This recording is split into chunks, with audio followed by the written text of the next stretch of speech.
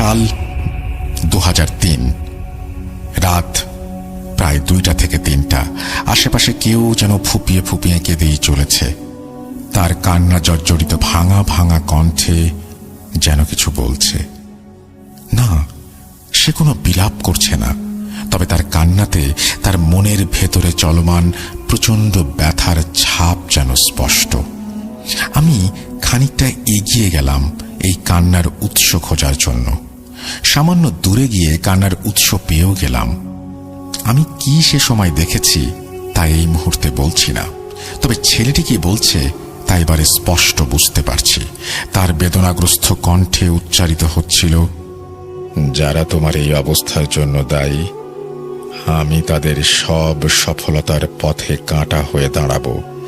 সেই কাঁটা পায়ে বিঁধে তারা সফলতার দুয়ারের সামনে মুখ থুবড়ে পড়বে, কিন্তু সেই দুয়ার ভেদ করতে পারবে না।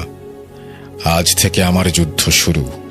আমি আমার জীবনের লক্ষ্য ঠিক করে নিয়েছি। যত দিন বেঁচে থাকবে তাদেরকে আমার গোলাম বানিয়ে রাখবো। তারাও একদিন আমার কাছে এসে এভাবে চোখের অশ্রু ঝরিয়ে তাদের পথ থেকে আমাকে সরে দাঁড়াতে বলবে। সেদিন আমি হাসব আর তারা কাঁদবে, কিন্তু আমার মনে তাদের জন্য কোনো করুণার জন্ম হবে না। আমি তাদের পথে আরো কাঁটা বিছিয়ে দেব। তাদের ধ্বংস না দেখে আমি কিছুতেই ক্ষান্ত হব না, কিছুতেই না। তুমি দেখে নিও, তোমার কাছে এই আমার শেষ প্রতিজ্ঞা। ছেলেটির কথা শুনে যে কেউ বুঝতে পারবে তার মনে জমে আছে কারোর জন্য তীব্র ঘৃণা, যাদের জীবনটাকে শেষ করে দেবার জন্য সে যে কোনো পর্যায়ে অতিক্রম করতে প্রতিজ্ঞাবদ্ধ। কিন্তু কেন? এর পেছনে নিশ্চয়ই কোনো গল্প আছে। কি সেই গল্প? সেই গল্প জানার উদ্দেশ্যে আমি তার কাছে যাবার জন্য কেমন যেন এক অজানা আকর্ষণ অনুভব করি। আমার মনে তার গল্প জানার যে কৌতূহল জন্ম নিয়েছিল তার ফলাফল তখনও আমার অজানা। তবু আমি তার কাছে গিয়ে কথা বলার চেষ্টা করি।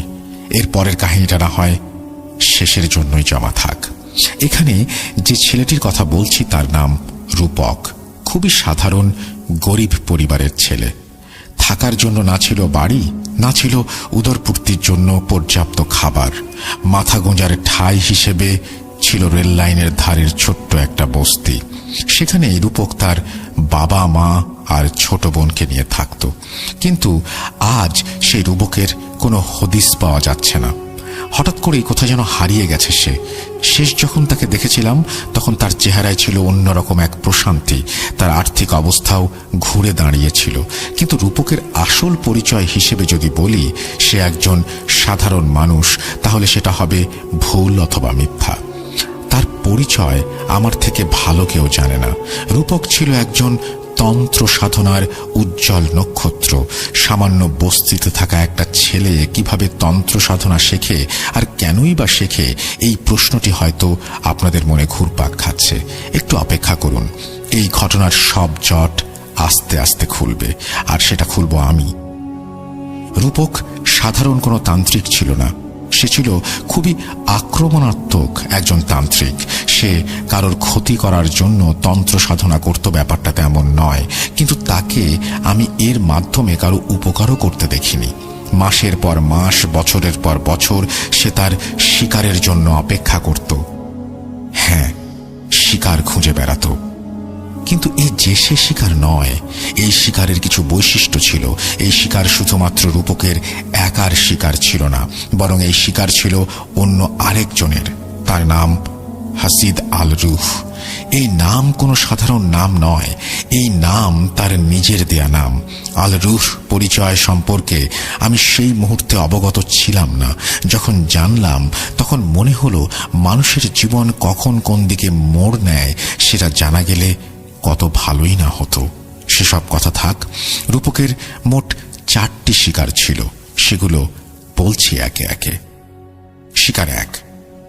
প্রথম শিকার ছিল 19 বছর বয়সী একজন তরুণী যার নাম আসমা। আসমা তখন সবেমাত্র কলেজে ভর্তি হয়েছে, আর 5টা মেয়ের মতো তার জীবনটাও স্বাভাবিক, হাস্যোজ্জ্বল আর সুন্দর ছিল। কিন্তু হঠাৎ তার এই আলোয় ভরা জীবনে কারোর নজর লেগে যায়। আসমা মাঝে মাঝে রাতে বাজে স্বপ্ন দেখতে শুরু করে। স্বপ্নে সে দেখতে পায় সে একজন বিবাহিতা নারীর সাজে সজ্জিত, তাকে কবুল বলতে বলা হচ্ছে, কিন্তু সে চাচ্ছে না। এই স্বপ্নে তার হবু স্বামীকে সে কখনোই দেখতে পেত না।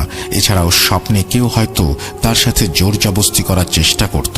নিজেকে বাঁচাতে গিয়ে তার দম যেন বন্ধ হয়ে যেত। হঠাৎ বিকট চিৎকার দিয়ে সে ঘুম থেকে জেগে উঠত। ঘুম থেকে উঠে দেখতে পেত তার হাতে পায়ে সহ শরীরের বিভিন্ন স্থানে কালো কালো দাগ। তার হাতে বেশ বড় মাপের আঙুলের ছাপ স্পষ্ট দেখা যেত। বাবা মাকে বলার পর তারা অনেক হুজুরের সাথে যোগাযোগ করেন, কিন্তু সবাই একসময় পিছু হটেন। এর কারণ তখন অজানা হয়েই রয়ে গিয়েছিল। প্রতি রাতে অসহ্য যন্ত্রণা ভোগ করতে হতো আসমাকে।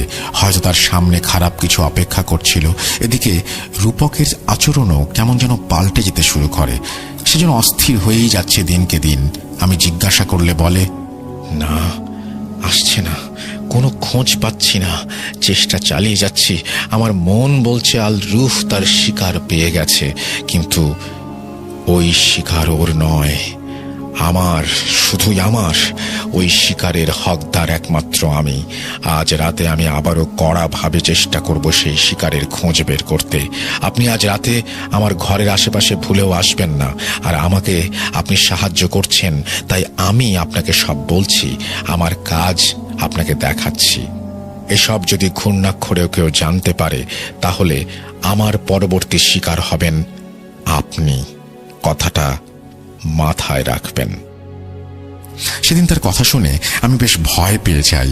আমার কাছে মনে হতে থাকে এ সেই রূপক নয় যাকে আমি প্রথমবার দেখেছিলাম। আসলে পরিস্থিতি তাকে হয়তো এভাবে বদলে দিয়েছে। সেদিন রাতে রূপক বেশ কিছু রিচুয়াল করে ঘুমিয়ে পড়ে। পরদিন সকালে সে আমাকে একটি ছোট কাগজে লিখে পাঠায়। আমাকে সাথে নিয়ে এক জায়গায় যাবে বলে জানায় সেই কাগজে। আমি বিকেলের দিকে রূপকের সাথে দেখা করি। তাকে দেখে বেশ উত্তেজিত লাগছিল। কিছু জিজ্ঞেস করার সুযোগ না দিয়েই বলতে শুরু করলো, ভাই, পেয়ে গিয়েছি। আমি তার বাসা সহ চিনে গিয়েছি। আর দেরি করা যাবে না, আসুন এখনই বাসায় যাব। আমি রূপকের কথার মাথা মুন্ডু কিছুই না বুঝে তার দিকে হাঁ করে তাকিয়ে রইলাম। আমাকে চুপচাপ দাঁড়িয়ে থাকতে দেখে সে আমার হাত টেনে ধরে কোথায় যেন নিয়ে যেতে শুরু করে। আমি কেমন যেন ঘোরের মধ্যে চলে গেলাম। হঠাৎ তার কণ্ঠ শুনে চেতনা ফিরে পেলাম। দেখলাম আমি একটি ছোট টিনের বাড়ির সামনে দাঁড়িয়ে। এই জায়গাটা আমি চিনি না, আগে কখনো আসিনি, কিন্তু মনে হলো যেন কয়েক সেকেন্ডের মধ্যে আমি এখানে চলে এসেছি। রূপক আমাকে নিয়ে সেই বাসায় কড়া নাড়ল। এক মধ্যবয়সী মহিলা দরজা খুলে দিলেন। আমাদের পরিচয় জানতে চাইলে রূপক ওনাকে জিজ্ঞাসা করেন, চাচি, কিছু মনে করবেন না, আপনি আমাদের চিনবেন না। আপনার মেয়ের নাম আসমা, তাই না? আসলে আমার পরিচিত এক ইমামের মাধ্যমে আসমার অসুস্থতার কথা জেনে আমি এখানে এসেছি ওর সাথে দেখা করতে। দেখা করা যাবে? রূপকের কথা শুনে মহিলা আর কোনো প্রশ্ন না করেই মেয়ের সাথে দেখা করতে রাজি হয়ে যান। কেননা মেয়ের সুস্থতাই এখন ওনার সব থেকে বড় বিষয় হয়ে দাঁড়িয়েছিল। আসমার সাথে দেখা করার পর আমার মনে হচ্ছিল আমি হয়তো কোনো কঙ্কালের গায়ে জড়ানো চামড়ার একজন মানুষ দেখছি। এত জীর্ণ শরীরের কোনো মানুষ আমি এর আগে দেখিনি। আসমার মা কাঁদতে কাঁদতে আমাদেরকে আসমার সমস্যাগুলো খুলে বলেন। আমি একটু আগেই উল্লেখ করেছিলাম। রূপক তখন আসমার মায়ের হাতে একটি কাগজ দিয়ে বলেন, ওই কাগজে মোড়ানো আছে এক বিশুদ্ধ উনুনের ছাই। এই ছাই যেন প্রতি রাতে আসমার মাথায় লাগিয়ে দেয়া হয়। এছাড়া সে এক বোতল পানি বের করে কি যেন পড়ে তাতে ফোঁ দিয়ে আসমাকে খেতে বলে। আসমা সেই পানি পান করে। রূপক মহিলাকে বলে, আজ থেকে আগামী 3 দিন খুবই বিপজ্জনক। এই সময় আসমা যেন ঘরের বাইরে না বের হয়, আর কোনোভাবেই এই ছাই লাগানোর কথা যেন ভুলে না যান। এই বলে রূপক আমাকে নিয়ে চলে আসে। আমি রূপককে জিজ্ঞাসা করি, ওটা কিসের ছাই? উত্তরে সে বলে, আজ না, অন্য একদিন বলবো। যদি আমার ভাগ্যে থাকে তাহলে নাকি আমি জানতে পারবো। তার উত্তরে কেন জানি না আমি সন্তুষ্ট হতে পারিনি। তাকে পুনরায় প্রশ্ন করি, 3 দিন কেন বিপজ্জনক? উত্তরে রূপক বলে, আপনি সব জানতে পারবেন, কিন্তু এখন না। 3 দিন পর, এই 3 দিন আমার সাথে কোনো প্রকার যোগাযোগ করবেন না। 3য় দিন আপনি সব জানতে পারবেন। কিভাবে জানতে পারবেন সে প্রশ্নও করবেন না। আমি তাকে আর কোনো প্রশ্ন না করে বাসায় ফিরি। 3 দিন পর কি হবে ভাবতে ভাবতে আমি অস্থির হয়ে পড়ি। এই 3 দিন আমার কাছে 3 বছরের মতো লম্বা মনে হচ্ছিল। 3 দিন পর রাতে ঘুমিয়ে আমি একটা অদ্ভুত স্বপ্ন দেখি। আমি দেখি লম্বা আলখেল্লা পরা একজন ব্যক্তি ভারী কণ্ঠে বলছে, কাজটা কি ভালো করলি? আমার শিকার কেড়ে নিয়ে ভেবেছিস শান্তিতে ঘুমাবি? একটা শিকার গিয়েছে তাতে কি? এতে আমার কোনো ক্ষতি হয়নি, মাঝখান দিয়ে তোর বেশ কিছু কাঠখড় পোড়াতে হলো। কতদিন এভাবে আমার শিকার কেড়ে নিবি? পারবি না, পারবি না। পাশ থেকে ভেসে আসে কণ্ঠ। সে বলে, আমার কোনো কিছুই মনে রাখার নেই। আমার শুধু মনে আছে প্রতিজ্ঞা। তোর সব কর্মের মাঝে বাধা হয়ে দাঁড়াবো আমি। তোকে তোর উদ্দেশ্য হাসিল করতে আমি দেব না। মনে রাখিস, আমিও আমার কথার খেলাপ করি না। রূপকের কথা শেষ হতে না হতেই রূপকের সাথে সেই ব্যক্তির তুমুল যুদ্ধ শুরু হয়। রূপককে আমি চিনতে পারছিলাম না।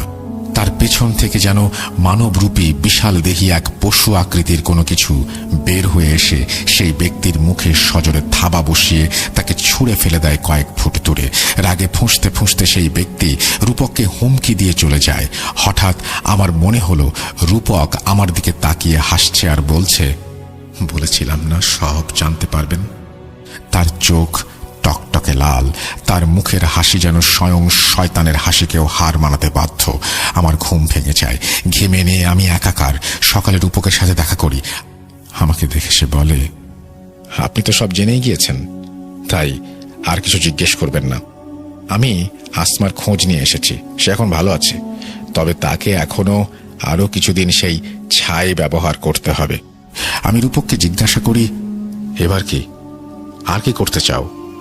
উত্তরে রূপক একটা শব্দই বলে, আর তা হলো অপেক্ষা। আল রুহ আবার নতুন শিকার খুঁজবে। যখনই সে শিকার পাবে তখনই আবার রূপকের কাজ শুরু হবে। এর মাঝে রূপক প্রতিদিনই শ্মশানে আর কবরস্থানে কাটাতে শুরু করে। আমি এর কারণ জানতে চাইলে সে বলে, আল রুহ নাকি কোনোভাবেই থামবে না। সে আরো ক্ষমতা অর্জন করে ফিরে আসবে মোকাবেলা করার জন্য। শিকার হাতে না পেলে যদিও তার ক্ষমতা খুব একটা বাড়বে না, কিন্তু সেও তন্ত্র সাধনা করে, শক্তি অর্জন করতে সেও পারে। শিকার না পেয়ে সে এখন ঘায়েল বাঘের মতো, আর আঘাতপ্রাপ্ত বাঘের থাবা খুবই ভয়ঙ্কর। তাই রূপককেও আল রুহ মুখোমুখি হবার জন্য তৈরি থাকতে হবে যে কোনো পরিস্থিতি মোকাবেলা করার জন্য। দেখতে দেখতে দিন, সপ্তাহ, মাস কেটে যায়।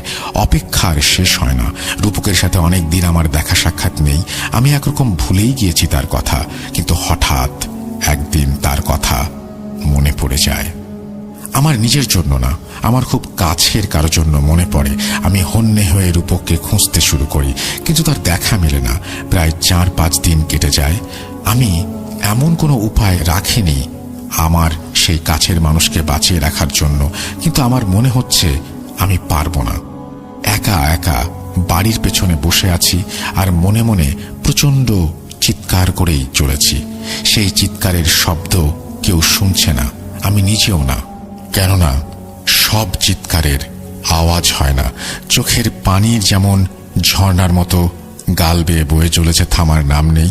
হঠাৎ আমার কাঁধে কেউ একজন হাত দিয়ে ভারী কণ্ঠে বলল, চিন্তা করবেন না, সব ঠিক হয়ে যাবে।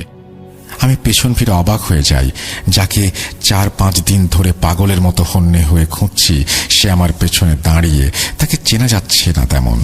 আগের রূপক এবারের রূপকের মধ্যে অনেক পার্থক্য। জীর্ণ শরীরের রূপক আজ সুঠাম দেহের অধিকারী। তার পরনের জামাগুলো যেন খুব দামি। তাকে দেখে আমি মনে মনে কত যে খুশি হয়েছি ভাষায় প্রকাশ করতে পারবো না। দাঁড়িয়ে উঠে তাকে জড়িয়ে ধরে বলি, ভাই, আমার বোনকে বাঁচাও। আমার বোনের অবস্থা খুব খারাপ। সে বিছানায় একেবারে মৃত মানুষের মতো পড়ে আছে। বাঁচাও তাকে, ভিক্ষা চাইছি তোমার কাছে। ভাই, তুমি বাঁচাও ওকে।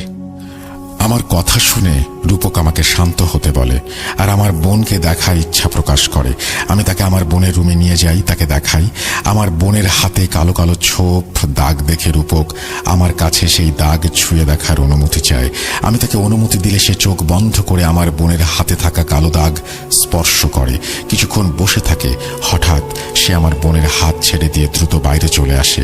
সে আনমনা হয়ে বারবার বলছিল, ইফরিত, ইফরিত, ইফরিত। ইফরিত কি তখন আমি জানতাম না। আমি তাকে কি হয়েছে জিজ্ঞাসা করলে সে আমাকে শুধু বলে, হাতের সময় খুব কম, যা করার আজই করতে হবে। এসব কিছু বলার সময় এখন নেই, আগে বোনকে বাঁচাতে হবে। এসব বলে সে তড়িঘড়ি করে বাসা থেকে বের হয়ে যায়। যাবার সময় সে বলে কিছুক্ষণ পর আবার ফিরে আসবে। তাই আমার অবস্থা দেখে আমি নিজে কি পরিমাণ যে ভয় পেয়েছি ভাষায় প্রকাশ করার মতো না। ঘণ্টাখানেক পরে সে ফিরে আসে, সাথে নিয়ে আসে একটা পুটলি। সেদিন রাতে সে আমাকে নিয়ে বোনের রুমে চলে যায়। রুমের দরজা বন্ধ করে আমাকে বলে, আপনার চোখে আমি কাপড় বেঁধে দিচ্ছি। এখানে এমন কিছু হতে পারে যা সহ্য করার সাহস আপনার নেই। আপনি অনেক কিছু শুনবেন, কিন্তু ভয় পাবেন না।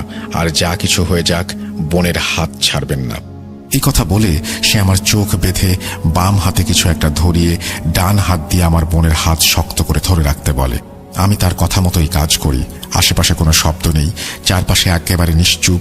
রূপকের উপস্থিতিও টের পাচ্ছি না। ভয়ে আমার আত্মা শুকিয়ে যাচ্ছে। হঠাৎ রূপকের আওয়াজ শুনি। সে কাউকে উদ্দেশ্য করে বলছে সে তার আসল পরিচয় পেয়ে গেছে। আমি রূপকের কথা ছাড়া অন্য কারো কথা শুনতে পাচ্ছি না, কিন্তু মনে হচ্ছে রূপক কারো সাথে কথা বলছে। এক পর্যায়ে আমার বোন হঠাৎ করে প্রচণ্ড জোরে কাঁপতে শুরু করে। আমার হাত ছাড়ানোর জন্য সে পাগল হয়ে যায়। শুরু হয় চিৎকার, আর্তনাদ। আমার গলা শুকিয়ে যায়, হাত ব্যথায় যেন ভেঙে যাচ্ছে। না আর পারছি না ধরে রাখতে। আমার হাতে কামড় বসিয়ে দেয় আমার বোন। হাতের ওপরে চামড়া ছিঁড়ে ফেলে। ব্যথায় আমি হাও মাও করে কেঁদে উঠি। রুমের ভেতরে যেন ঝড় বয়ে যাচ্ছে। রূপকের চিৎকারে আর আমার বোনের আর্তনাদে আমি যেন হিতাহিত জ্ঞান হারিয়ে ফেলছি। বারবার জ্ঞান হারাবো করেও হারাচ্ছি না। হঠাৎ কানের কাছে আমার বোনের মুখের অস্তিত্ব টের পাই। আমাকে ফিসফিস করে বলছে, এই শিকার আমার, হাতটা ছেড়ে দে। রূপক বারবার আমাকে হাত না ছাড়ার জন্য বলছে। আমি সজোরে আমার বোনের হাত ধরে আছি। রক্তে আমার হাত ভিজে যাচ্ছে। রক্তক্ষরণের জন্য আমি এক পর্যায়ে জ্ঞান হারাই। জ্ঞান ফিরে এলে দেখি আমার সামনে রূপক দাঁড়িয়ে। সে আমাকে বলে, আমার বোন অল্পের জন্য বেঁচে গেছে। আর কিছুক্ষণ আগে আমি হাত ছেড়ে দিলে তাকে হয়তো আর বাঁচানো যেত না। আমি রূপককে সব খুলে বলতে নির্দেশ করি। এবার আর কোনো অনুরোধ নয়, যা কথা হবে সরাসরি হবে ভেবে জিজ্ঞেস করি। সে আমাকে বলে, মনে আছে আল রুহ কথা? আমি নিজেও তার সঠিক পরিচয় জানতাম না, তার উদ্দেশ্য কি জানতাম না। আল রুহ শুধুই আমার কাছে এক নাম আর রহস্য হয়ে আমার জীবনে রয়ে গিয়েছিল। কিন্তু তার আসল পরিচয় সে একজন ইফরিত। ইফরিতের কাজ বংশবৃদ্ধি করা, আর তাই আল রুহ একের পর এক শিকার খুঁজে চলেছে। আপনার বোন সেই আল রুহ নামক রোগেই আক্রান্ত। কিন্তু আল রুহ আপনার বোনকে কোনোভাবেই কবজা করতে পারছিল না কেন তা আমার জানা নেই। তবে ইফরিত সম্পর্কে যতটুকু জানি, যে কেউ তার বদ নজরে আসতে পারে। সেদিন রাতে তার সাথে আমার একটা সওদা হয়। তার পরবর্তী শিকারে আমি বাধা দেব না শর্তে আপনার বোনকে আমি বাঁচিয়েছি। আপনজন হারানোর কষ্ট আমি বুঝি। আপনার বোনকে এখান থেকে দূরে পাঠিয়ে দিন। আল রুহর নজর এখন আপাতত তার উপর নেই। আর হ্যাঁ, আপনাকেও আমার থেকে দূরে থাকতে হবে। আমি আল রুহর কাছে ওয়াদা করেছি তার শিকারে বাধা না দেবার, কিন্তু সেটা সম্ভব নয়। আমার যে ওয়াদার জন্য আজ আমি এই পথে, সেই ওয়াদা আমি ভঙ্গ করতে পারবো না। তাই আল রুহকে দেয়া ওয়াদাটা আমার ভঙ্গ করতে হবে। আপনার জন্য ভালো হবে আমার থেকে দূরে থাকা। এই কথা বলে রূপক বিদায় নেয়। আমার হাতের সেই কামড়ের দাগ আজও রয়ে গেছে। আপনারা দেখতে চাইলে আমি সেটি ছবি তুলে আপনাদের মাঝে শেয়ার করতে রাজি। এর মধ্যে দিয়েই শেষ হয় আল রুহর দ্বিতীয় শিকারের গল্প। লিসনার্স, আপনারা কি তৃতীয় বা চতুর্থ শিকারের গল্প শুনতে চান? সেই গল্প শোনার জন্য আপনাদেরকে আরেকটু অপেক্ষা করতে হবে। ভাবছি বাকি অংশ পরের সপ্তাহে দেব, কিন্তু না, ঈদুল আজহার এই উৎসব মুখর সময়ে আপনাদেরকে আর নিরাশ করছি না। চলুন চলে যাই তৃতীয় এবং চতুর্থ শিকারের গল্পে। এখানে বাকি দুটি গল্প একে অপরের সাথে সংযুক্ত, কিভাবে সেটাও বলছি। আলরু তৃতীয় এবং চতুর্থ শিকার ছিল দুই বোন, দুই যমজ বোন। একজনের নাম মারিয়া, অন্যজনের নাম রাজিয়া। তারা দুই বোন তখন 10ম শ্রেণীর ছাত্র। এই ঘটনাটি শুরু থেকেই শুরু করি। চলে যাচ্ছি কথকের উপস্থাপনায়। আমার বোনের সুস্থ হবার পর তাকে কোথায় পাঠানো হয়েছে তা আমি শেয়ার করতে পারবো না। আসলে বর্তমানে আমি নিজেও আমার বোন কোথায় আছে তা জানি না, কেননা এতে তার বিপদ হতে পারে। রূপক সেদিন চলে যাবার পর তার সাথে আমার আর দেখা হয়নি। এভাবে চলতে চলতে প্রায় 4টি বছর কেটে যায়। কিন্তু ভাগ্য যদি সাক্ষাৎ লিখে রাখে তাহলে সেটা খণ্ডানো সম্ভব নয়। রূপকের সাথে আমার একদিন হঠাৎ করে দেখা হয়ে যায়। বিশেষ এক কারণে আমি 2007 সালে ঢাকা যাই। সেখানে গিয়ে এক রেস্টুরেন্টে খাবার খেতে বসেছি। দেখি সেখানে ক্যাশ কাউন্টারে রূপক বসা। তাকে দেখা মাত্রই আমি চিনতে পারি সে হয়তো আমাকে চেনেনি অথবা চিনতে চায়নি। আমি তার কাছে গিয়ে কেমন আছে জিজ্ঞাসা করায় সে একগাল হাসি দিয়ে আমাকে জড়িয়ে ধরে বলে সে ভালো আছে। পকেট থেকে বের করে তার 2 সন্তানের ছবি আমাকে দেখায়।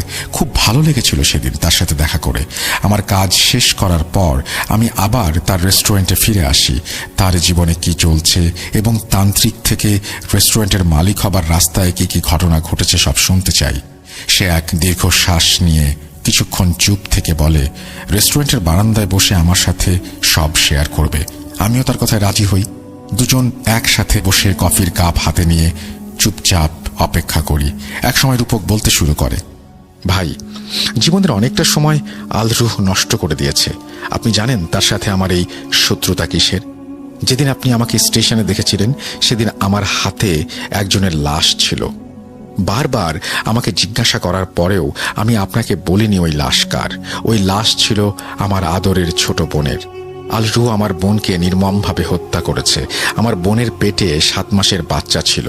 সেই বাচ্চাকে পেট চিরে বের করে নিয়ে এসেছিল শুধুমাত্র তার কথায় আমার বোন রাজি হয় নাই। সেই জন্য আমার বোনের স্বপ্নে দেখা দিয়ে সে বারবার তার সাথে যেতে বলতো। আমার বোন আমার সাথে তার মৃত্যুর আগের দিন সব শেয়ার করে। আমি সময় সুযোগ কোনোটাই পাইনি ওকে বাঁচানোর। আর তখনকার সেই রূপকের এত ক্ষমতাও ছিল না যে আলরুকে সে আটকাবে। সেদিন আমি আলরুর রাস্তার কাটা হয়ে দাঁড়াবার প্রতিজ্ঞা করি।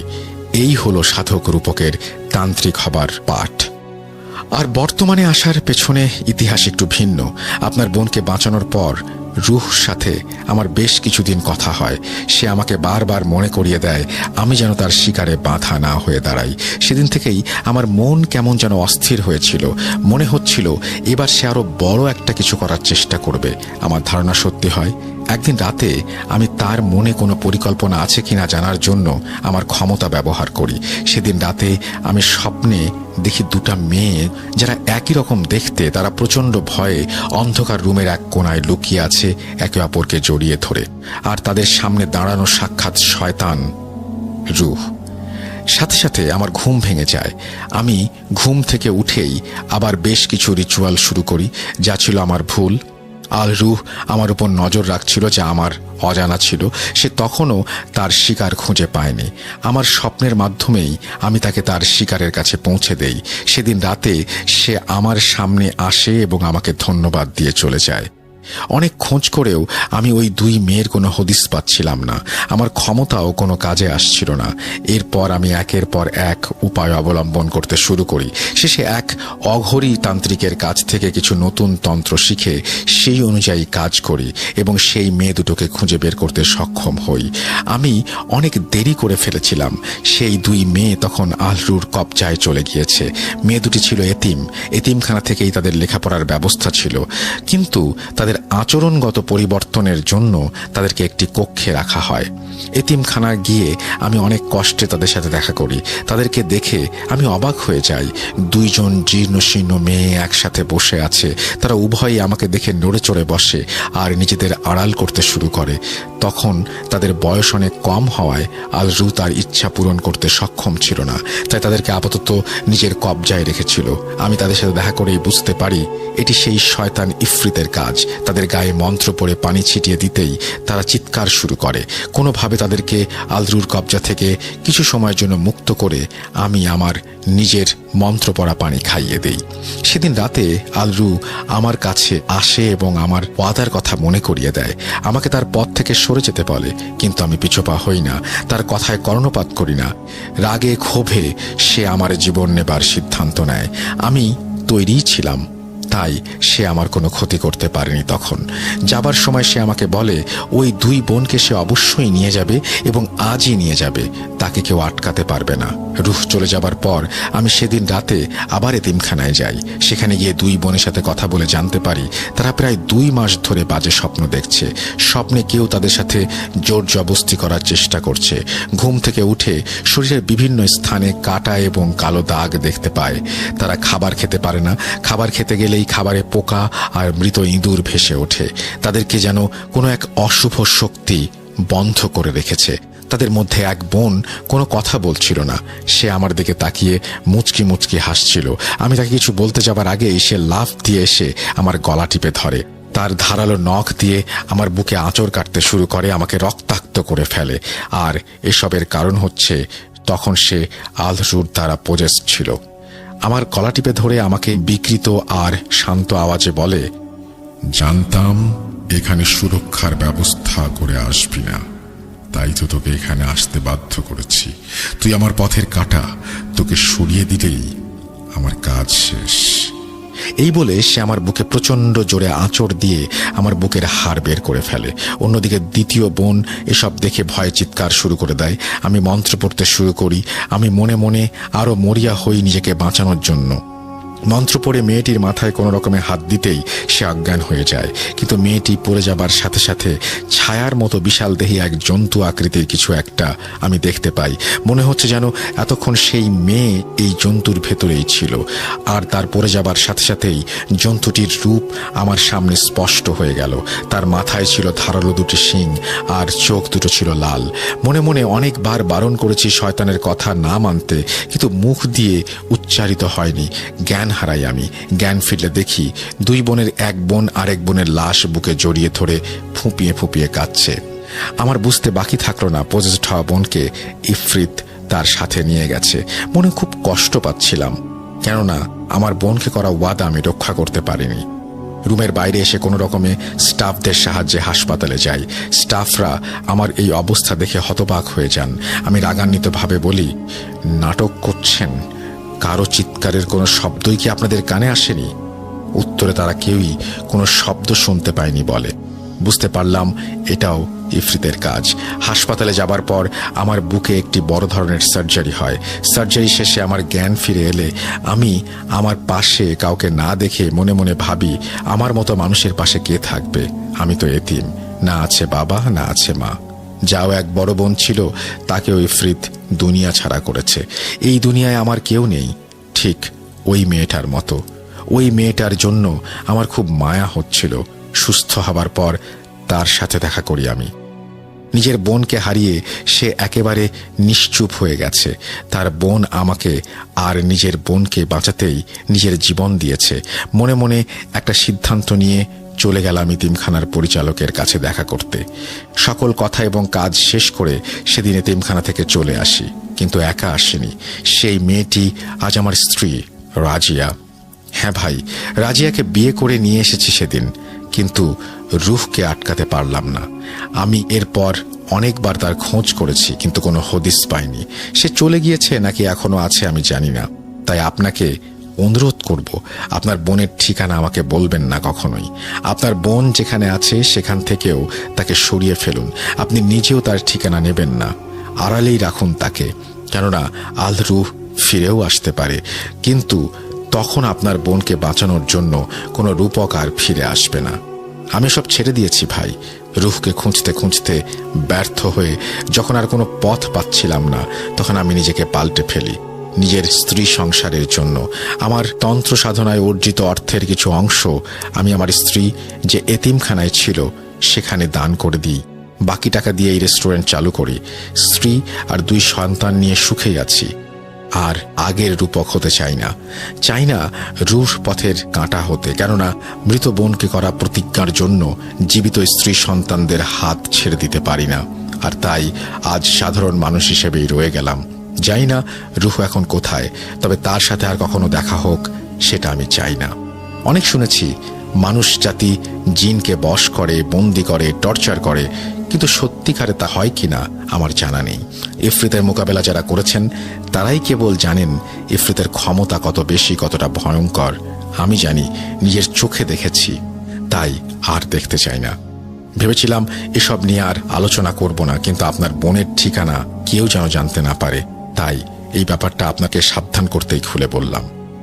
রাতের খাবারটা খেয়ে যাবেন।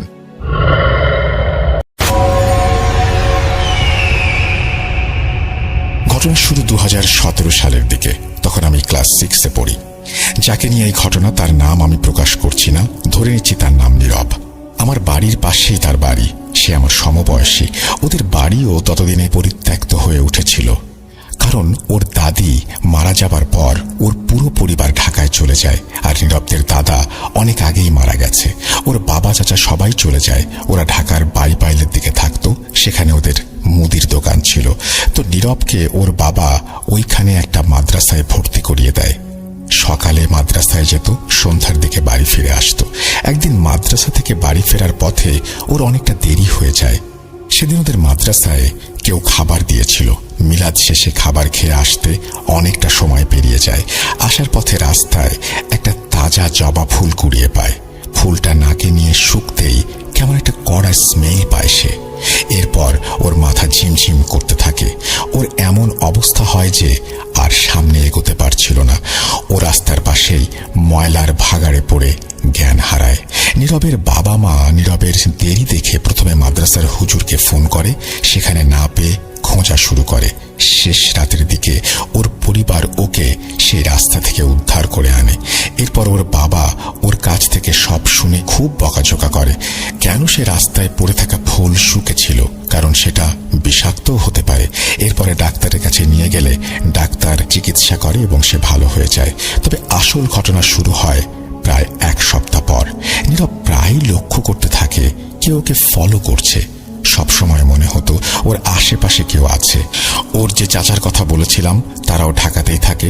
তারা মিরপুর 1-এর দিকে থাকে। এক শুক্রবারে ওর চাচা ওদের সবাইকে দাওয়াত করে সেখানে খাওয়া দাওয়ার ব্যবস্থা করে। কিন্তু সেদিন নীরবের মাদ্রাসায় অনুষ্ঠান ছিল। কিছু ছাত্র কোরআনের হেফজ কমপ্লিট করার ফলে তাদেরকে পাগড়ি পরিয়ে দেওয়া হবে। বড় হুজুরের থেকে পাগড়ি পাওয়া তো বিশাল ব্যাপার। যদিও নীরব পাগড়ি পাবে না, তবুও তাকে অনুষ্ঠানে থাকতে হবে। ফলে নীরবকে ছাড়াই ওর পরিবার ওর চাচার বাসায় চলে যায়। এদিকে নীরব অনুষ্ঠান শেষ করে বাড়িতে আসতে আসতে 11টা বেজে যায়। ও যখন চাবি দিয়ে রুমের তালা খুলতে যাবে তখন ও লক্ষ্য করে কেউ আগেই তালা খুলে ভেতরে ঢুকে পড়েছে। আর কিচেন থেকে স্টিলের প্লেট গ্লাস ধোয়ার শব্দ আসছে। ও ভাবল নিশ্চয়ই ওর মা হয়তো এতক্ষণে বাড়ি এসে পৌঁছেছে। ও আর কিছু না ভেবে ওয়াশরুমের দিকে যায়।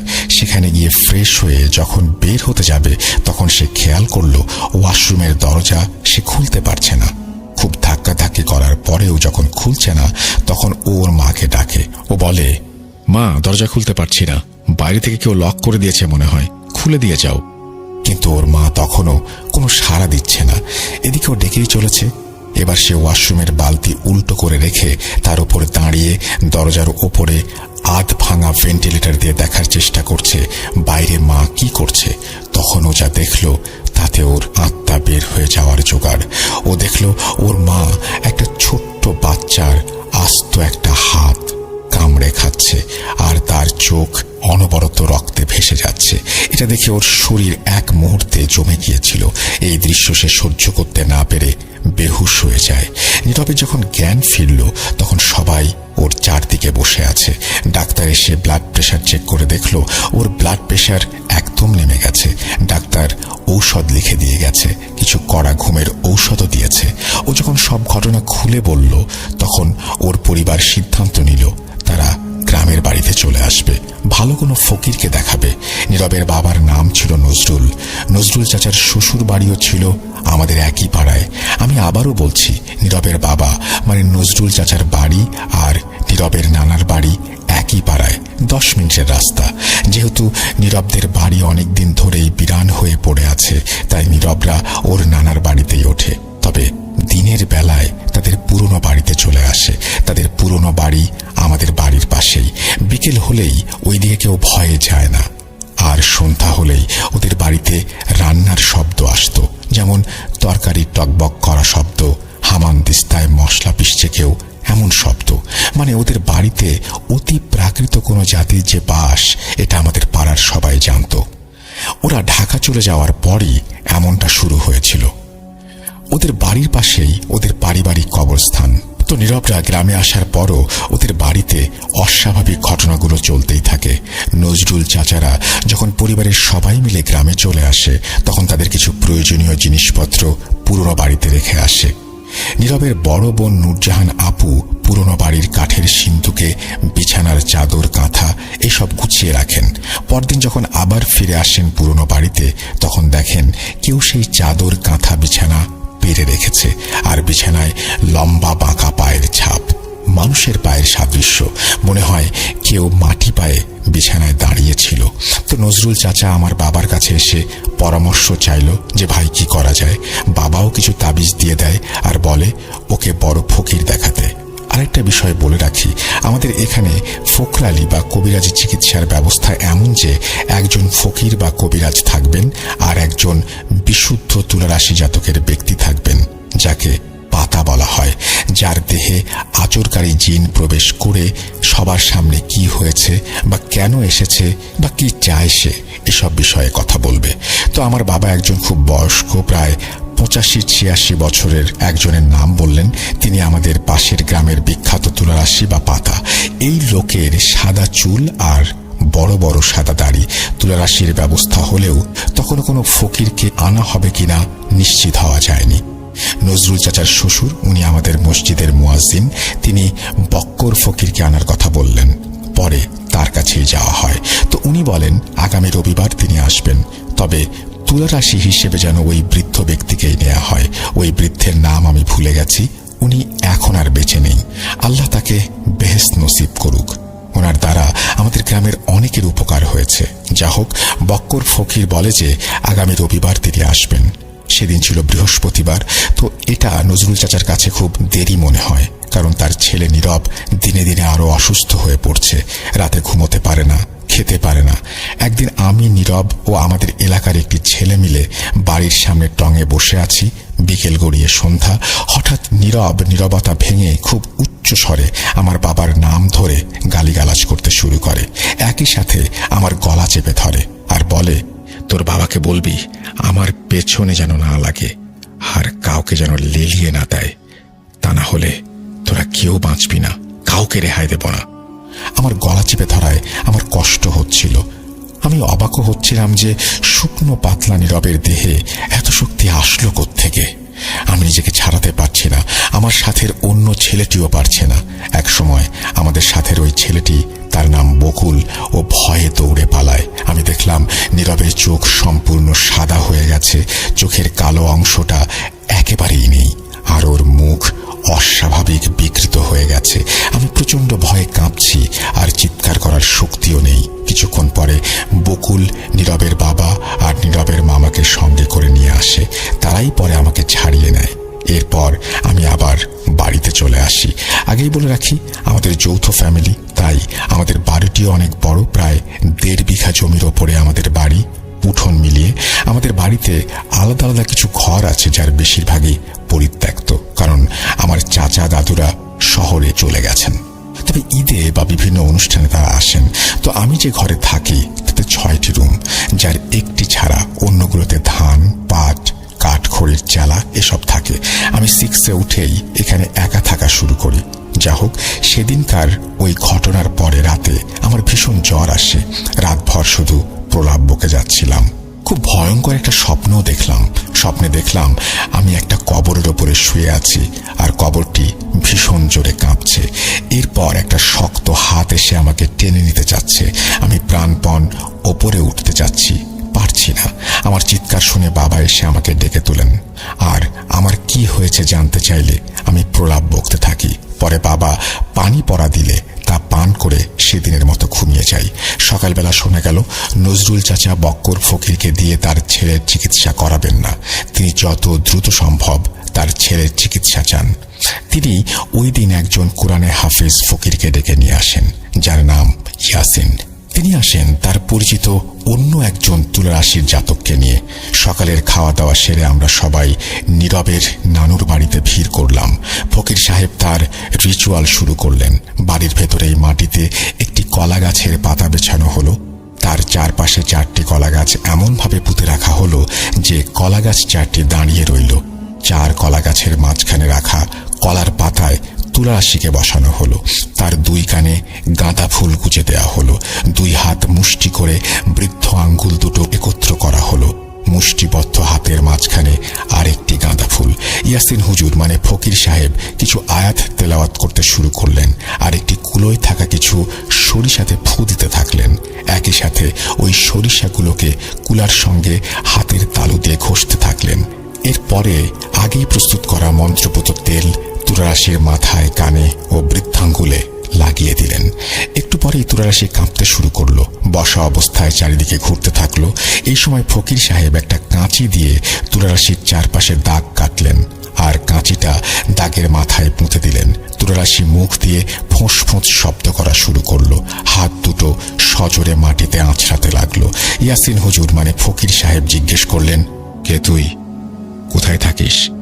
তুলারাশির ওপর সওয়ার হওয়া জিন অতি চিকন গলায় বলল, আমি একজন জিন, আমার নাম কাপসিয়া। ফকির সাহেব বললেন, তুই নীরব নামের এই ছেলেটিকে কেন কষ্ট দিচ্ছিস? জিন বলল, আমি এনাকে কোনো কষ্ট দেইনি, আমি তার ওপর আসর করা জিন নই। তখন ফকির বলল, তাহলে আমার ডাকে তুই সাড়া দিলি কেন? জিন বলল, হুজুর, আমি আসরের নামাজ এই বাড়ির পেছনে থাকা মসজিদে আদায় করে এই বাড়ির ওপর দিয়ে যাচ্ছিলাম। আপনার আহ্বানের সুপারিশে আমি সাড়া দিতে বাধ্য হই। তাহলে বল, এই ছেলেটির ওপর কে আসর করেছে, কেন করলো, এর প্রতিকার কি? জিন বলল, ছেলেটিকে আমার সামনে পা বিছিয়ে বসানো হোক। নীরবকে বসানো হলো। তুলারাশির ওপর সওয়ার হওয়া জিন নীরবের বাম পায়ের বৃদ্ধাঙ্গুল মুখে নিয়ে মৃদু কামড় দিয়ে চোখ বন্ধ করে থাকলো কিছুক্ষণ। এরপর বলল, এই ছেলের উপরে খুব ভয়ানক এফনেত জিনের আসর হয়েছে। ছেলেটি মাদ্রাসা থেকে ফেরার পথে এফনেতের বহন করা একটা ফুল শুকেছিল, যেখানে এফনেত অবস্থান করছিল। এখানে একটা কথা বলে রাখি, এফনেত জিন মানুষের রক্ত খেতে পছন্দ করে, ফলে সে সব সময় একজন মানুষকে খুঁজতে থাকে যার দেহে সহজেই প্রবেশ করা যায়। আর এফনেত জিন নিজ থেকে কারো ওপর সওয়ার হতে পারে না, তাকে আহ্বান করলে সে আসে। যেহেতু নীরব ওই জবা ফুল শুকেছিল, তাই শ্বাস নেয়ার সঙ্গে এফনেত ওর দেহকে নিজের করে নিয়েছে। যাই হোক, জিনটি এবার নীরবের সঙ্গে ঘটে যাওয়া সকল ঘটনা বলে। নীরবের রক্ত চুষে যে ওকে মৃত্যুর দিকে নিয়ে যাচ্ছে এ কথাও বলে। এবার ফকির সাহেব ওই জিনের কাছে এর প্রতিকার জানতে চাইলে ওই জিন নিজে নীরবের মাথায় হাত রেখে কিছু পড়ে ফু দেয়। এরপর হাত মুষ্টি করে আকাশের দিকে নিয়ে আবার নিচে নামিয়ে আনতেই তার হাতে খেজুরের আঁটি চলে আসে। তা সে নীরবকে খেতে বলে। নীরব তা খেতেই বমি করে ফেলে, মোটামুটি রক্ত বমি বলা যায়। বমির সাথে ওর মুখ দিয়ে একটি তাজা ছোট্ট জবা ফুলও বেরিয়ে আসে, যা সত্যিই বিস্ময়কর। তার থেকেও বিস্ময়ের ঘটনা হচ্ছে, যখন জিন তার হাতে ওই জবা ফুল নিয়ে নিজের মাথায় চেপে ধরে, এরপর হাত সরিয়ে নিতেই জবা ফুলটি অদৃশ্য হয়ে যায়। এরপর জিনটি একটি সুই চাইল। সুই নিয়ে তা সম্পূর্ণ নীরবের পেটে ঢুকিয়ে দিল এবং সঙ্গে সঙ্গে কিছু কালো রক্ত নীরবের নাক দিয়ে গড়িয়ে বেরিয়ে আসে। কিন্তু নীরবের পেটে সুই ঢোকানোর পরেও পেটের কোথাও এতটুকু দাগ দেখা গেল না। এরপর জিন বলল, ছেলেটির শরীর বন্ধ করতে হবে, ছেলেটির নিজ বাড়িকেও বন্ধ করতে হবে, আর শারীরিক দুর্বলতার জন্য ডাক্তারের কাছে নিতে হবে। সাথে আমার কথাও বলল। আমার বাবা নীরবের চিকিৎসার জন্য কথা বলায় আমাকে যে হুমকি দিয়ে গেছে, তার জন্য আমাকেও শরীর বন্ধ করতে হবে। এরপর জিনটি বিদায় নিতে চাইল। ফকির সাহেব তাকে শুইয়ে দিয়ে মন্ত্রপুত পানি তার গায়ে ছিটিয়ে দিতেই তুলারাশি এক লাফে দাঁড়িয়ে গিয়ে আবার মাটিতে পড়ে গেল আর জ্ঞান হারিয়ে ফেলল। বোঝা গেল জিনটি চলে গেছে, কিছুক্ষণ পরে তুলারাশিও সংজ্ঞা ফিরে পান। ফকির সাহেব নীরবকে কিছু পানি পড়া ও তাবিজ দিয়ে চলে যান। এর পরদিন এসে ওদের পুরনো বাড়ির চারপাশে আজান দিয়ে বালি ভর্তি বোতল পুঁতে দেন আর 4টি লাল পতাকা লাগিয়ে দেন। পতাকার খুঁটির নিচে বড়শি, সুই ও একটি করে তাবিজ পুঁতে দিলেন। আমরা সবাই ভেবে নিলাম এই ঘটনার এখানেই শেষ। দুঃখের বিষয়, দুর্দিনের কেবল বীজ সেখানে পোতা হয়েছিল। কারণ সেদিন নীরবের পুরনো বাড়ি বন্ধ করার পর সন্ধ্যায় নীরবদের পুরনো বাড়ি ও নীরবের নানার বাড়িতে প্রচণ্ড জোরে ইটপাটকেল বৃষ্টি শুরু হয়। আমার বাবা ও আরো কিছু লোক শব্দ শুনে নীরবদের পুরনো বাড়ির কাছে গেলাম। গিয়ে দেখি বাড়ির চারপাশে যে 4টি লাল পতাকা লাগিয়ে দেওয়া হয়েছিল সেই পতাকায় আগুন জ্বলছে। সে আগুন কেমন অন্যরকম। আগুনের শিখা ছিল সম্পূর্ণ সাদা আর বাড়ির চারপাশে পুঁতে রাখা বালি ভর্তি বোতলগুলো বাইরে বেরিয়ে এসেছে। বোতলগুলো পুড়ে গলে গেছে। একটু পর ওই বাড়ির ভেতর থেকে প্রচণ্ড জোরে কোনো ছাগলের চিৎকার শোনা যায়। বাবা, আমরা দুজন লোক সাহস করে মই নিয়ে পাঁচিল টপকে বাড়ির ভেতরে গিয়ে দেখি একটি আস্ত ছাগল, কিন্তু তার গায়ের চামড়া কেউ জ্যান্ত ছিলে নিয়েছে। ছাগলটির গা থেকে রক্ত ঝরছিল, যা দেখার মতো নয়। এই বন্ধ প্রাচীর ঘেরা বাড়িতে একটি ছাগল আসতে পারে কিভাবে? আর কেই বা জ্যান্ত ছাগলের এই অবস্থা করেছে? কিছুক্ষণের মধ্যে ছাগলটি ছটফট করতে করতে আমাদের সামনেই মারা গেল। বাবা আমাদের সবার উদ্দেশ্যে শুধু একটি কথাই বলল, নজরুল নিজ হাতে মহাবিপদ ডেকে এনেছে, কিভাবে আমি তোমাদের বাঁচাবো? ওরা সবাই একত্রিত হয়েছে, কাউকে আর রেহাই দেবে না। কেউ যেন এই বাড়ির আশেপাশেও না আসে। সেদিন আমরা চলে আসলাম। এরপর কিছু কুকুরের শব্দ শুনলাম। আমরা কুকুরের কান্না শুনে দোয়া পড়ছিলাম। সকালবেলা আমাদের পোষা কুকুর মন্টুকে দেখলাম উঠোনে পড়ে আছে। মন্টুর 2টো কানই কাটা। আমাদের কুকুরটিও সেদিন সন্ধ্যায় মারা গেল। বাবা আমাদের বাড়ির চারপাশে মোহন রেখা টানলেন। এরপর একটি করে গরুর মাথার খুলি আমাদের গেটের মুখে ঝুলিয়ে দিলেন। ওইদিকে নীরবের অবস্থাও ভালো না। একটু পরপরই হাই তুলছে। হাঁ করার সঙ্গে সঙ্গেই দুষ্টু জিন ওর দেহে ঢুকে যাচ্ছে। আর নীরব নিজেই নিজের মাথা, দেয়াল, গাছ বা শক্ত কিছুর সাথে আঘাত করছে। নিজের চুল নিজে টেনে ছিঁড়ছে। ওই দিন রাত 1:30টার দিকে আবার ইয়াসিন হুজুরকে ডাকা হলো। বাবাও গেলেন। আমিও বাবার সঙ্গে যাওয়ার জন্য বায়না ধরলাম, কিন্তু বাবা কিছুতেই আমাকে নিলেন না। এর পরের ঘটনা বাবার মুখ থেকেই শোনা। ইয়াসিন হুজুর এসে নীরবের দেহে থাকা জিনটিকে বলল, তুই কি চাস? নীরবের মধ্যে থাকা জিনটি বলল, লাশ। নীরবের লাশ চাই। কেউ আমাদের আটকাতে পারবি না। আমার গোত্রের 50 জন এসেছে আমরা। তোর শক্তি থাকলে আমাদের কাছে সেটা কিছুই না। এবার ফকির সাহেব ঘর থেকে বের হয়ে নীরবকে মাটিতে বসালেন। এরপর ওর চারপাশে কাঁচি দিয়ে দাগ কেটে দিলেন। আর হুজুর তার সমস্ত শক্তি এক করে কবরের কাঁচা বাঁশের কঞ্চিতে ফোঁ দিলেন। এরপর ওই কঞ্চি দিয়ে মাটিতে দাগ দিলেন। তাতে আঘাত করতে লাগলেন। এতে নীরবের ওপর সওয়ার হওয়া জিন বিকট শব্দে চিৎকার করতে থাকলো। তারপরেও সে নীরবকে ছেড়ে যাবে না, সাফ জানিয়ে দিল। সে আরো বলল, এফনেত জিন যাকে ধ্বংস করবে বলে সিদ্ধান্ত নেয়, তাকে ধ্বংস না করে থামে না। আর এতে সে নিজের মৃত্যুরও পরোয়া করে না।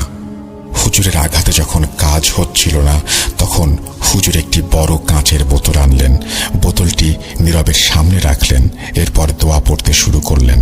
নীরবের মুখে বোতলটি গুঁজে দিয়ে পিঠে মুষ্টিবদ্ধ হাতে আঘাত করলেন। মুহূর্তেই বোতলে থাকা সাদা পানি নীল বর্ণ ধারণ করল।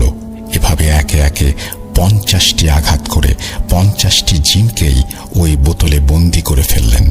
এই সময় বোতলের পানি কালো বর্ণ ধারণ করল। এরপরে নীরব জ্ঞান হারিয়ে ফেলে। জ্ঞান ফিরলে নীরবকে সুস্থ মনে হতে থাকে। হুজুর একটি শিং মাছের রক্ত ও শকুনের পাখার দ্বারা তাবিজ লিখে মাদুলিতে ভরে নীরবের গলায় পরিয়ে দিলেন। এরপর আগেই ধরে রাখা চড়ুই পাখি জবাই করে ওইখানেই পুঁতে রাখা হয়। আর ওই বোতলটিকে একটি গোপনীয় স্থানে পুঁতে দেয়া হয়। এরপর তিনি বলেন, ভয় কেটে গেছে। সে রাতে সবাই খুশি মনেই ঘুমাতে যায়। সেদিন রাতটা ঠিকঠাক কাটলেও ভয় কাটল না। হুজুরকে ভুল প্রমাণ করে পরদিন আবার নীরব আগের মতো হয়ে গেল। আমরা শুনতে পেলাম সেদিন রাতে হুজুরের মেয়েকে একটি কালো অবয়ব এসে বিছানা থেকে তুলে আছড়ে মাটিতে ফেলে। হুজুরের স্ত্রী জ্বরে আক্রান্ত, হুজুরের মেয়ের কোমর ভেঙে গেছে। কে এই অবস্থা করল? নীরব কেন আবার অসুস্থ অস্বাভাবিক হলো? সকল জিনই তো বন্দী করা হয়েছিল। এর উত্তর পরে জানা যাবে। আমরা সকাল নীরবকে দেখতে যাই। নজরুল চাচা আমাদের সামনে ইয়াসিন হুজুরকে কল করে ডাকলেন, কিন্তু হুজুর আর আসবেন না বলে সাফ জানিয়ে দিলেন। বক্কর হুজুরকে ডাকা হলেও তিনিও মুখের ওপর না করে দিলেন। আমাদের পুরো পাড়ায় এক ধরনের ভীতি ছড়িয়ে পড়ল।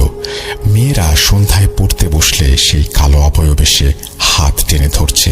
কারো কারো বাড়িতে চুরি হচ্ছে, কারো ঘরের দরজা গায়েব হয়ে যাচ্ছে। আমাদের ছোট্ট পাড়ায় ভয়ের ত্রাস সৃষ্টি হলো। বাবা নীরবের হাতে দোয়া পড়ে ফু দিয়ে ওর কনিষ্ঠ আঙ্গুলটি চেপে ধরলেই একটি জিনের সঙ্গে কথা বলা যাচ্ছিল। জিনটি নিজের সম্পর্কে বা নীরবের সম্পর্কে কিছু বলছিল না, তবে আমাদের এলাকায় কোথায় কি হচ্ছে, কেন হচ্ছে এসব বলছিল। জিনটি বলে, এই পাড়ায় শত শত বছর ধরে দুই ভাই ছিল যারা ছিল চোর জিন। এরা ছিল পিশাচ। একদিন একটি লোক বাজার থেকে ফেরার সময় তার স্ত্রীর জন্য কিছু গয়না নিয়ে এসেছিল। লোকটির হাতে ছিল স্বর্ণের আংটি। ওই চোর দুই ভাই ওই আংটির মধ্যে লুকিয়ে থাকে আর ওই ব্যক্তির সকল সোনা চুরি করে। পরবর্তীতে ওই ব্যক্তি রাগান্বিত হয়ে একজন ফকিরের সহায়তায় ওই চোর দুই ভাইকে ওই আংটির মধ্যেই বন্দী করে রাখে আর আংটিটি পুকুরে ফেলে দেয়। কিছুদিন হলো একজন ফকির তার মকবুল জিনের মাধ্যমে ওই আংটি পুকুর থেকে তুলে ওই দুই ভাইকে মুক্ত করে, যারা বহুদিন পর ছাড়া পেয়ে আবার চুরি করতে থাকে। এই জন্যই এলাকায় এত চুরি হচ্ছে। এভাবে আরো কিছুদিন কেটে যায়। নীরবের সুস্থতা আসে না। একদিন হঠাৎ নজরুল চাচার চাচা শ্বশুর সামাদ দাদু মারা যান। তিনি কিছুদিন থেকে অসুস্থ ছিলেন। তাকে মাটি দিয়ে মৌলবীদের দিয়ে মিলাদ পড়ানো হয়। তাই নীরবদের বাড়িতে সবাই ওই বাড়িতে চলে যায়। শুধু নীরবের মা বাড়িতে থাকে। নীরবের মা বাড়িতে নিজের জন্য রান্না করবেন ভেবে কলপাড়ে মাছ ধুতে যান। হঠাৎ তিনি লক্ষ্য করেন কলপাড়ের একটু সামনে জঙ্গলে কেমন একটা শব্দ হচ্ছে।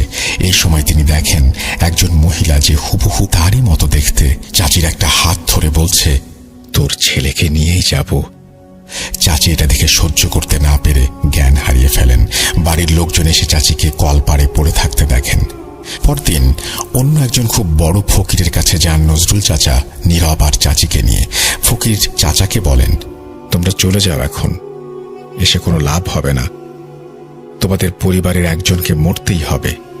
ফকিরের কাছ থেকে এমন কথা শুনে নজরুল চাচা হাওমাও করে কাঁদতে শুরু করেন। ফকিরের পায়ে পড়ে যান। ফকির তাকে ভেতরে ডাকে। এরপর বলে, তোমার পরিবারের ওপর একজন মাহার ফকির শক্ত কালো জাদু করেছে। একজন কারিন জিনকে তোমার পরিবারকে ধ্বংস করার জন্য পাঠানো হয়েছে। সেই কারিন জিন আর কেউ নয়, তোমার চাচা শ্বশুরের দেহে থাকা সেই জিন। নজরুল চাচার চাচা শ্বশুর এমনিতেই মৃত্যু পথযাত্রী ছিলেন। তার উপর তাবিজ করে তার মৃত্যু নিশ্চিত করে তার দেহকে শয়তানের উদ্দেশ্যে দেয়া হয়েছে। যা হোক, ফকির আরো বলেন, তোমার পরিবারের ওপর মারণ বাণ মারা হয়েছে। ওরা একজনকে না মেরে ক্ষান্ত হবে না। প্রথমে তোমার ছেলের চিকিৎসার জন্য যে ফকির ডেকেছিলে সে আসতে সময় চায়, কিন্তু তোমরা তাকে বাদ দেয়ায় সে অপমান বোধ করেছে। তাই সে রেগে গিয়ে তোমাদের ওপরে মারণ বাণ মেরেছে। যখন তোমার ছেলেকে প্রথম চিকিৎসা দেয়া হয়, তোমার পুরনো বাড়ি বন্ধ করা হয়, তখন ওই ফকির তার মকবুল জিনের মাধ্যমে বাড়িটিকে আবার মুক্ত করে। যখন দ্বিতীয় চিকিৎসার সময় সকল জিনকে বন্দী করা হয়, তখন সে তোমার এলাকায় যত শয়তানের অনুসারী বদ জিন আছে তাদেরকে জ্যান্ত ছাগল ও একজন মানুষকে বলি দিয়ে তৃপ্ত করে, আর তোমার মৃত মায়ের দেহে পূর্বে থাকা কারিন জিনকে প্রেরণ করে। এর একমাত্র প্রতিকার সেই করতে পারবে যে এই বাণ মেরেছে। তোমরা তার কাছে গিয়ে ক্ষমা চাও। এরপর নজরুল চাচা আর ওই ফকির যাকে প্রথম ডেকেছিল সেই বক্কর ফকিরের কাছে যান। তার কাছে মাফ নিয়ে তাকে এই বাণ কাটানোর জন্য রাজি করান। তিনি তাদের বলেন, তোমাদের পরিবারের একজনের দেহ ওই শয়তান জিনদের দিয়ে দিতে হবে, তবেই এর সমাধান হবে। তোমার মৃত মায়ের দেহটা দান করাই বুদ্ধিমানের কাজ হবে, কারণ তিনি এমনিতেই মৃত। কিন্তু নজরুল চাচা এতে রাজি হচ্ছিলেন না।